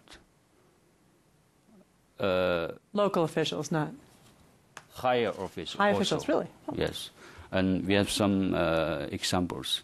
And also, our scholar, for example, one of my colleagues at the Chinese Academy of China, he likes to make comments on the real estate. And this has influenced many investors, and the investors suffer great economic loss, huge economic loss, and they protest. And my colleague had to quit its job as the director of the division. And that's the pressure of the netizens. And I have many other examples of the influence of netizens. As we know that during the Olympic thoughts relate in Paris and London, and it is the netizens, but not the government, forced the ambassador of France to come to China to make apologies to Jinjing. Okay, and there are also some officials who are protest by the netizens and step down, or make apologies to the public. For example, there is a local officials who visited the grassroots in the sunshine, and somebody hold the umbrella for him. But, our premier, Wen Jiabao, often visit the grassroots, and Wen Jiabao held the umbrella by himself. So the netizens put these two pictures for comparison on the internet, and the local officer have to make apologies to the public, and one or two of them step down because of such kind of protest of netizens in the internet. So, China has the largest number of netizens in the world. So, mainly urban-based. Yes. Yeah. Yeah. There are also some in the country. In the country. Should note, too, that there are some environmental protection bureaus. I know that Shenyang, they've got a big public participation kind of regulation. And they actually, we had some of the Shenyang people here, and they actually have a online comment thing. And then they didn't realize when they opened this up about comments about environmental impact assessments, and they just said, we just got all these emails and we didn't know what to do with them. But they're learning, and I think it's really, you hear now a lot of local governments in China talking about e-governance. So I don't know. Can I add, yes. with the milk scandal, that was a pretty major influence by the internet population. I mean, they were exposing. They found documents that had been taken down from government websites, and they reposted them. And they found letters where people were complaining about their children being sickened by dairy products during the Olympics, before the Olympics. A lot of that scandal, in which the top regulator in China, the quality safety regulator, resigned 2 weeks ago, they actually cited a guy's blog that called for his resignation, although that's not why he resigned. But there was tremendous pressure, and they were exposing a lot of government mistakes about the milk scandal online. And the foreign media picked that up. Okay. And okay. Well, let's go 1, 2, 3, 4, 5. Okay, let's get those questions going. Hi, I'm Sherman Chu. I'm with Cisco Systems. So, I'm hearing the part about enforcement, and that's sort of been my experience in China, too. So much of in China, it's not who regulates it, it's not the laws on the books, it's the question of having the political will to regulate something. It's a country which definitely has the ability to do so when it really wants to. I was in China, and I noticed how many Nike swishes are out there on unauthorized settings, but how few Olympic mascot are out there in settings that seem to be inaccurate. So it seems like when they really want to do something, they can. The question I have on listening to this discussion is that it strikes me that the government is balancing a couple of things. So obviously the environmental stuff is a big grassroots effort. to bring this to attention. But of course, the government is pretty cautious about how it treats that. The other thing that the government is obviously balancing is the fact that they need growth, right? And it's not just because they want to be a rich country, but they're going through this humongous mass urbanization where I think the figure is 350 million people are moving from the countryside to the city in something like the next 30 years. So they need this growth just to keep up and to keep social harmony. I wonder if you have any comments as to, given the fact that they have to balance all of this against each other, what is the political will to address pollution when they have this big need for growth? Why don't you start, David? No. David, because you know China better than I do. Okay. I don't know about that. But I think in the case of, it depends. I mean, the local governments have a lot of power to actually oppose the central government in many cases, or when the central government steps in, it's temporarily. They come down, they crack down on something, and then a month later, 2 months later, it restarts, and some local officials help them restart something. I'm really not sure whether the lawsuits will do something, but if there is a major pollution case now in China, I feel with the economy developing, with people getting richer, with them wanting to eat better food, they're going to start to demand their rights, and you can already see that. And this case, this milk scandal case, is a just amazing thing to see in China. See, there must be millions of people that went to hospitals with their children to check them out and are angry. I mean, in one province alone, they had something like 300,000 children check in to at least go for checkups. And if you go to those hospitals, you can see there's a lot of anger. And when that happens, the change has to come a lot quicker, I think. Also, I've recently visited some of the dairy farms that were accused of spiking their dairy products with melamine, and they're pretty angry because they feel it was actually the companies and the government that were failing on regulation and failing on testing, and it was middlemen who were working for the companies that were actually taking bribes or themselves aggregating the milk and then putting the melamine in at that stage. So that kind of, when I was visiting last week some of the farms, there were government officials, watching us as we went through the villages and worried about unrest in those villages, that the farmers might rise up. Not only the people at the hospitals, but the farmers are so angry at this happening that they might rise up and strike back against the government. So there is, with these kind of things happening, if there are major pollution cases, major food safety cases, especially if they get publicized, there's going to be a lot of pressure to change.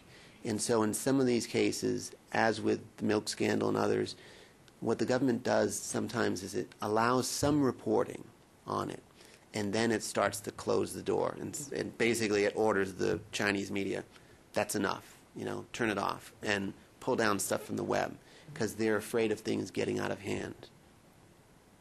Okay, I want to add something regarding the milk scandal. The minister for the, AQSIQ? yes, stepped down because of this scandal, and some government officials at the provincial level, including the vice governor and the vice mayor concerned, stepped down, and about nearly 20 managers concerned have been arrested according to the criminal law of China for this. This is the second point I want to add. And the second point is that not all the milk in China are polluted, because there are one or two in Beijing which I often consume, not polluted. Okay. Yeah. We're making sure. We want to. The name is Sanyuan milk. Okay. It's He was not paid polluted. for this. But I usually consume. The other 22 were, but that one wasn't. Okay. But quick question, David. When you were chatting with these folks, I know that we're talking about fish, but again, there's so much overlap. Because again, looking at the fish I mean, the milk sector and what happened there. But was this a case, too, even though these were the big major milk companies, was this still a case of them kind of, having middlemen that I mean, they had the cheaper operations and they just weren't watching? And everybody's now saying, you should have watched, you should have watched. Right. I mean, even the big brands, they have some really incredible factories if you visit these where you can't see how anyone can get in the middle of that. But then in other areas, they're sourcing and from a lot of suppliers, and it's impossible to follow everyone. In the farms that I visited, some of the areas where the farmers would bring their cow directly and it would be pumped and it would go straight into a tank. And in others, they would put it in a bottle, and then someone would come around and collect it and put a bunch of the bottles together. And don't know where they came from. Yeah. Where could they follow that? So I think that's sort of representative of China's system. China has some remarkable new facilities, just like it has, tremendous airports now in Beijing and Shanghai have these amazing airports. But you have to look at the food system as a whole and the aquaculture system as a whole, and you'll see lots of areas for slippage. Yeah. Slippery fish. Too many. Had to get another pun in. I think I wanted you. She has the mic, and then we're going to go to you. Sorry, kind of got Alyssa next. Oh, someone back there. Who has a mic? Okay, you can speak. You speak, and then you speak, and we'll get you. Okay. Thank you. Can you turn the bottom on? Sorry. On the very bottom. Hello? Hello? Yeah. Yay. Hi, I'm Barbara Best with the U.S. Agency for International Development. I want to thank all the speakers up there. I have a question. It wasn't too long ago that we were talking about food security rather than food safety in China. What is the situation today in terms of food security, in terms of the amount of food available to people? I'm hearing that aquaculture, as we heard discussed today, needs inputs, either in terms of fish. There was that really nice slide with 1, 2, 3 fish equals 1 fish out from aquaculture, or it needs inputs from grains. So what is this doing in terms of perhaps shifting food security to other parts of the world as China imports food? And so what is the overlap or the intersection between aquaculture and food security, and how does it relate to what's going on in China? I know a little about this. Okay. I mean, in aquaculture, China really relies on Chile and others for a lot of their fish feed, the fish meal. They get the smaller fish that they import from these other countries, and they're needing more and more of that. One problem for them is they have overfished their coastal areas. In some of their coastal areas, they don't have the supplies of these kind of fish. So China's food security situation has changed dramatically in the last 10 years. I mean, they need a tremendous amount of grain from the U.S., Brazil, and Argentina. That's a major problem. And I think in corn, they're okay. In soybeans, they're way down. And they're near the limit unless there are some new technological developments in a lot of these areas. And so maybe in 10 years, as China consumes more meat and more milk and more eggs and more even seafood, they're going to have to look outside to an increasing degree. And that's going to cause a lot of problems for their food security model, but also for the supplies of those things coming from those other countries, because I've heard lots of problems in Brazil and Argentina, obviously, with sourcing all that to China, and also with Chile, where they may be sending too much of their small fish to China because China's appetite is too big. I mean, 60% of the world's seafood is coming from one country. And they're not only going to supply China, they're increasingly supplying the rest of the world. So that goes back to our earlier question is, how can China keep up the pace of that growth of aquaculture on that land with that water supply and feed not only itself with seafood, but increase that by 40%, as Jennifer's written, by 2020? Yeah. And then also feed Japan and Hong Kong and the U.S. with seafood. I'm going to, Lyndon Ellis, my assistant and co-author, in the China Environment series last year, we wrote an article called Surf and Turf. Again, animal-obsessed person here. She has something to say, I think. I just have a quick follow-up comment, and I think that was mostly covered by what you said, David. But unlike the U.S. fish market, the aquaculture that China deals in is mostly herbivorous fish. So that's important to remember that although they do have very high output of aquaculture fish, a lot of it is tilapia and does not require the 1 + 1 + 1 = 1 fish that you do with, say, salmon, which is what the U.S. primarily consumes. So that's just something important to remember when you're that's actually changing slightly in the fact that a lot of farmers do tend to get better yields when they use a little bit of fish meal. And so what we're seeing in tilapia is a slight increase over time in the amount of fish meal that's being included in the fish that they're growing. I mean, it's moving away quite a bit from the kind of traditional polyculture in the rice paddies eating whatever's in the pond to adding more fish meal to get the better growth, to get the better quality meat than traditional. And also we're seeing a growth in the types of fish being farmed there and the types of fish that are being preferred by the Chinese consumers. There's growing farming of grouper in Asia, which is highly carnivorous fish. Their snapper farms are starting to pop up, and I think that goes along with the shift in economics and this kind of move towards more Western type consumption, where the higher value, more carnivorous fish are becoming preferred, and that does, as David said, raise serious concerns about the supply of fish meal, because the notion that aquaculture is going to relieve our pressures on the pressure on wild fish right now is wholly untrue. It's not happening. It's not what we're seeing. Teresa, since you're one that kind of chats with fish scientists, I know that in China there's been talk about trying to find alternatives to fish meal and experiments with soy and whatnot. Can you tell us about are there some solutions? Because ultimately, fish consumption is going to grow. Right. What are some things people are talking about that?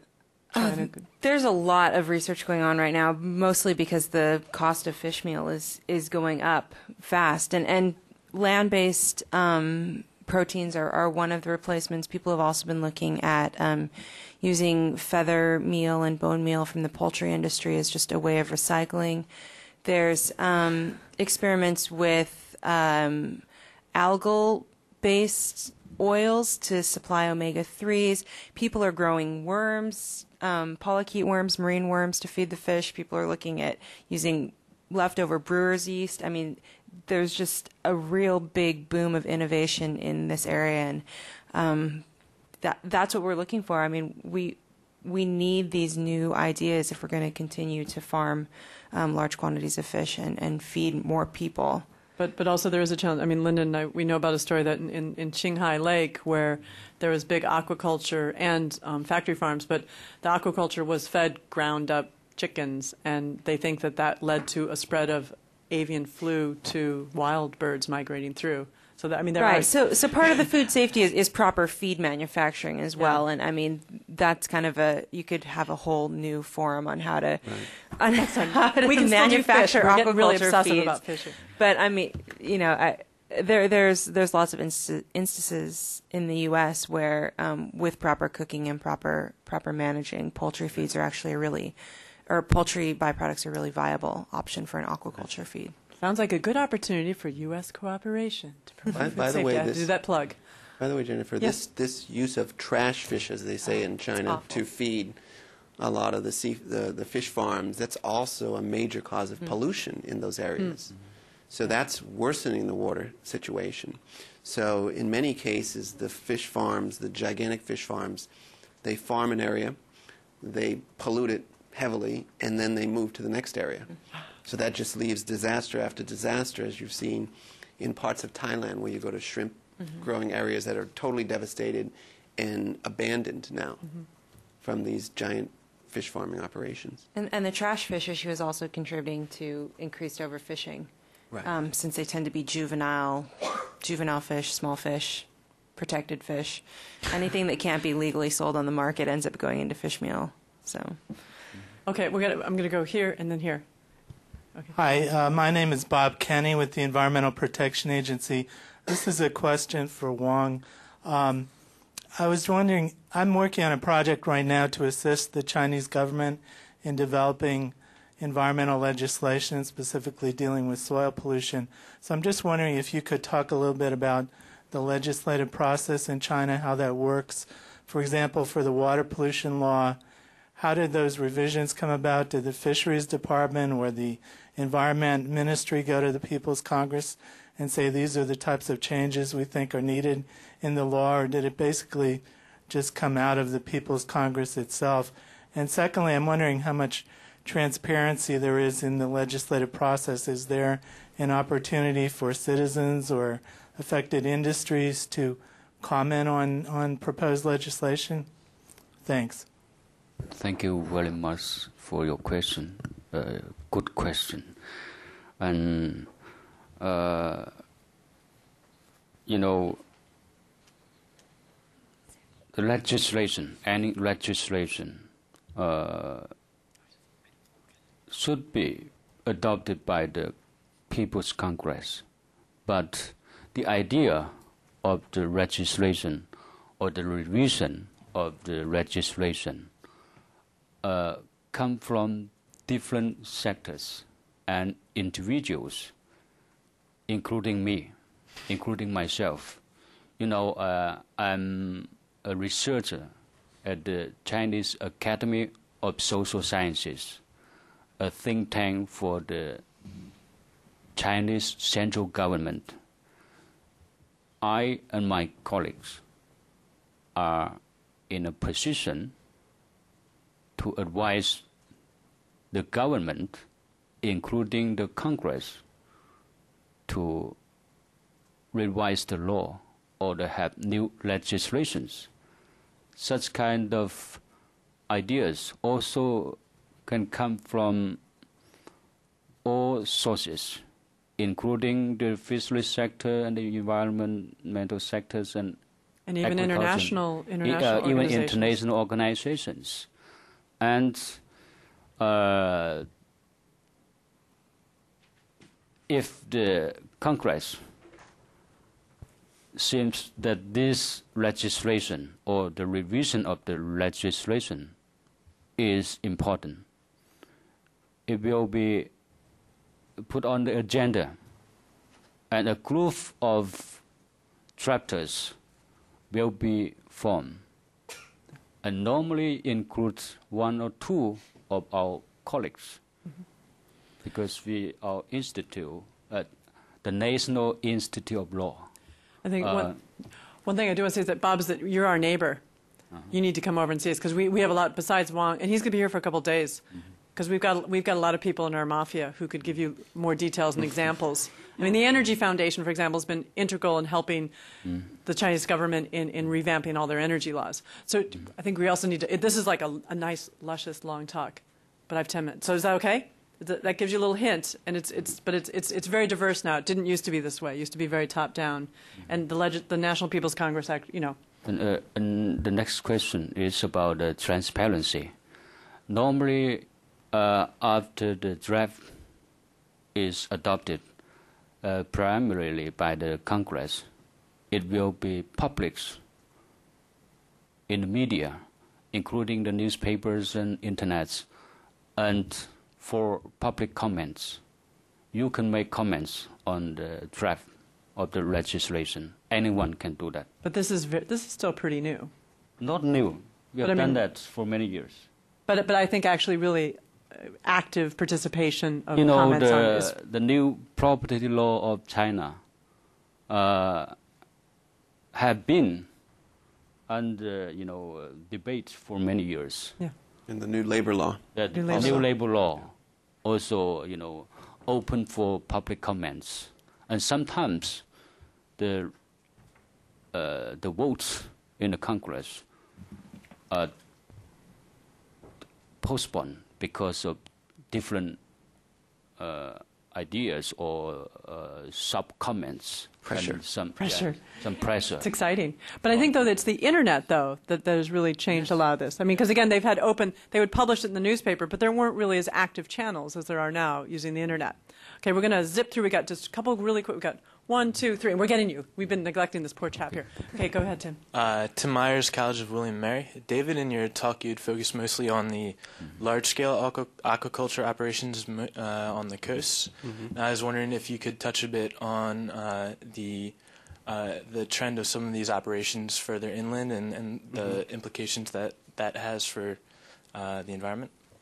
Okay. Well, actually, the story that I wrote dealt with Fujian province, and I started out on the coast and visited some of these. I don't know if you've ever seen the raft aquaculture farms, these huge, they're out in the ocean, in the water, and there's thousands of rafts, people living on them year-round, which is a major problem where if they're using the illegal drugs on their raft, they have thousands of neighbors, so they use the drug and it hits everyone or everyone near them.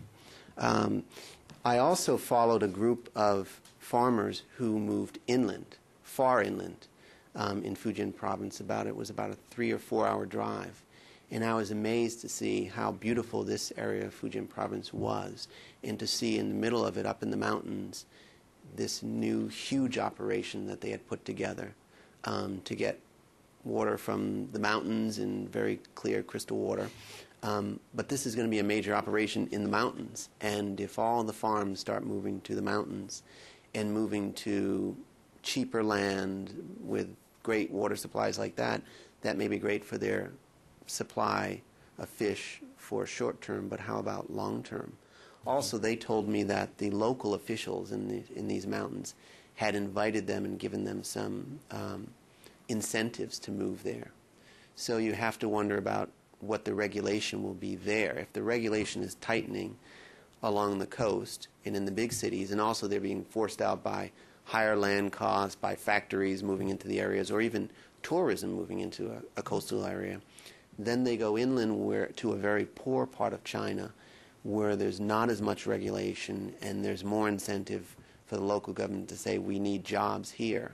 I remember working on a drug safety case last year, and there were lots of illegal drug manufacturers who were setting up their operations in very remote parts of China, where obviously the land costs are cheaper, but also the regulation is much softer. And they don't want to be in Beijing or Shanghai, where the media is, where the major government officials are, but if they're in Henan province or somewhere far inland, they can get away with this. So that's it. Obviously, it's a major problem, not only for the environment, but for the locals who are maybe working there or drinking the milk from that local supply or something else. Okay, Ma Tianjie, and then here. Okay, my name is Ma Tianjie from American University. I have a question for David. People talk a lot about the food safety system in terms of central-local relationship, but there is also a problem of central-central relationship. And after the milk scandal, people are talking about how to coordinate different government departments that are responsible for different sections of the food chain. Because in China, there's a saying that eight government departments cannot regulate a pig. And I think in the new draft for the food safety law, they indicate that the Ministry of Health will be responsible for coordinating the work instead of the FDA, which was previously the coordinator. So do you think that the current systems, the approach is working, and do you think the Ministry of Health is well equipped with this role of a coordinator? I'm not sure I can answer that, but as you've seen in the last year, they've shifted around a lot of functions. The State Food and Drug Administration's head was executed, and then some of the power went to the General Administration of Quality Supervision, and they did a massive campaign last year and checked everything for melamine and found nothing, and then on their watch you had this major scandal this year, probably the worst food safety scandal in decades, and so he resigned. And now if they switch it to the Ministry of Health, if I was the head of the Ministry of Health, I'd be a little bit concerned about my fate if I got all the power. And so I think they're still looking at how to overhaul the food safety system. And it's not clear which agency is going to be at the forefront and whether those agencies in Beijing will have enough influence or have the independence to go into the rest of the country to regulate them. Because as you know as you may know in the milk scandal, the local regulators were not doing their job, and they were dismissed in that case as well. And so it's a pretty big challenge for China to figure out how to get the people in Beijing ordered, and then how to supervise the people out in the field who are most important. And again, in the milk scandal, you have a company that is in partnership with the government, being regulated by another government agency that may also be under that government agency. So there's a lot of conflicts of interest in there. And there's no one single silver bullet. I know some food safety gurus that have talked to me have said that, I mean, one issue that they're really trying to work with the Chinese government is to buy into the idea of an honest-to-goodness third-party certification, a truly independent one. Because there's still, even with this supplier system I described earlier, that somehow it's supposed to be somewhat independent, but somehow or other AQSIQ has a financial stake in it. That's not right. I mean, to actually, I mean, that's a big major step. And there's a lot. But I mean, again, there's a guy named Drew Thompson over at the Nixon Center. You can go hassle. He does this food safety 24/7. Sadly, he didn't come today for us to attack him with questions. Sir, I think you may be closing this out, so it better be a really good, intelligent question. Okay. All the pressure's on. All right, my name is Andrew Anderson Sprecher. I'm with Stewart & Stewart. I just had a quick question. You had talked about larger operations, and I was just interested in operations of different sizes. And in the couple of years I spent in China, I saw a lot of small-scale operations, either in rivers or in concrete ponds. I was just wondering if you could say anything about those operations, maybe single or groups of small farmers. Also, have you seen any larger operations implementing HACCP? Yes, on the second question, yes, I've seen them say they're implementing it, but I'm not sure that they're implementing it. And on the question of the size of these farms, it turns out that most of them actually end up being small. I mean, there are the large companies and large operations, but then they're setting up a structure so that these independent farmers are on their own. So I visited several farmers. It's one guy with 3 fish ponds, or one guy with 4 fish ponds. Most of the aquaculture industry, I would say that I visited at least, was made up of individual farmers or partnerships of 3 or 4 farmers farming on a smaller area, but in their area is small, but they're in this vast area that maybe the government helped set up many years ago for it designated it the fish farming part of this city. And so in the end, as I said in my talk earlier, it really comes down in many cases to the individual entrepreneurs. These farmers are businessmen just like American farmers. And you have to look at what their needs are, what their education is, whether they've been trained. And what I'm amazed to see when I go to China and interview some of them is they're quite open. And if you really want to know if they're using illegal drugs, sometimes they'll admit it. And they'll say why they're using the illegal drugs, or why they're using Chinese traditional medicine, or why they're using bugs from pig manure or something. They admit these things, and they will tell you how their system operates, and also the pressures on them from the company that's contracting from them.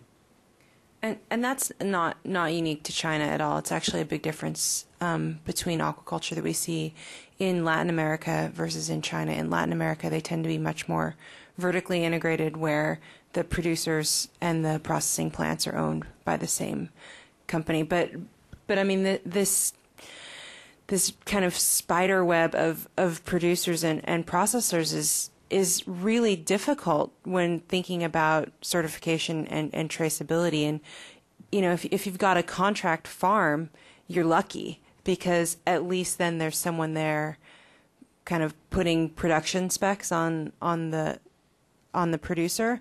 But the vast majority, or a very large portion of product that gets imported into the U.S. comes through a processor, and the processor just buys from whomever. And I thought, David, your milk example was right on. I mean, it's not that different that you'll have a guy with a truck who drives around on harvest day, and everyone throws their shrimp together in a truck, and then it gets dumped at the processor. There's no way to trace back exactly to the place it was produced. And, you can make some generalizations and say, well, everyone growing in these regions is more or less using the same production methods, but there's no way to ensure that. And without traceability all the way back to the farm, the environmental and the food safety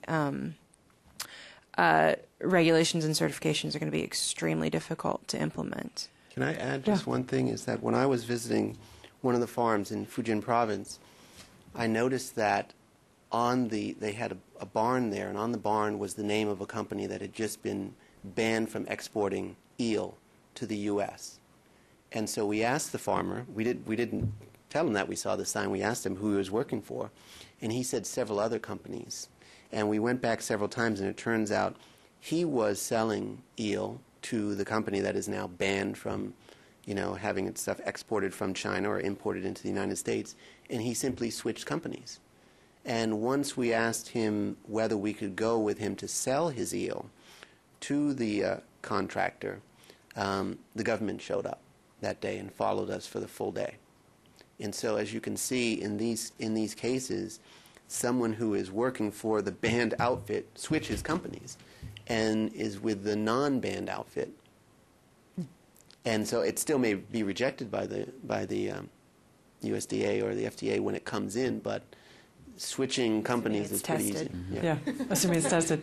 Yeah, assuming it's tested, right. I want to just real quick, Teresa, I want to ask you one quick question. That now, with what you're doing in the States with the U.S. companies, is there plans, hopes, dreams that somehow this kind of work will have an impact on China and other countries? I mean, because they are sourcing from China, some of these companies, right? I mean, and Walmart operates in China. I mean, do you see it, down the road as having an impact on the quality, the fish, the safety of fish, and the impact on the environment of China's fish, or is that just way beyond the scope of what you guys can do right now?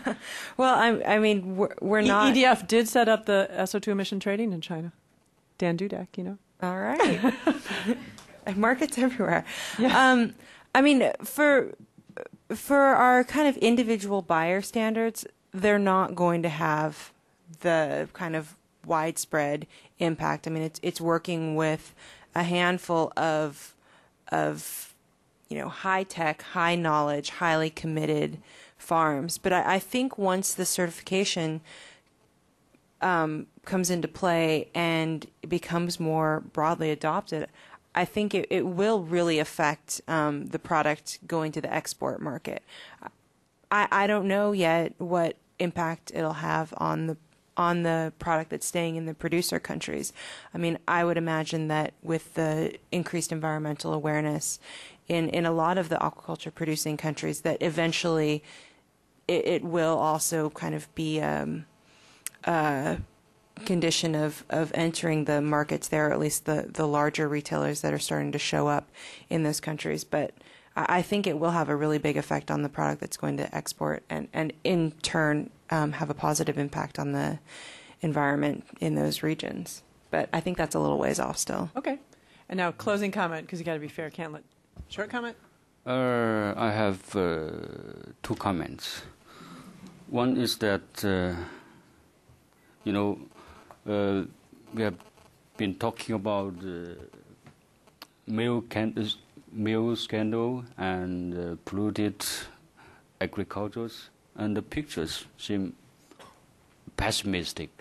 But I myself seem optimistic about the recovery or the progress in this respect in China. The evidence is the Olympic game. Mm-hmm. If Chinese central government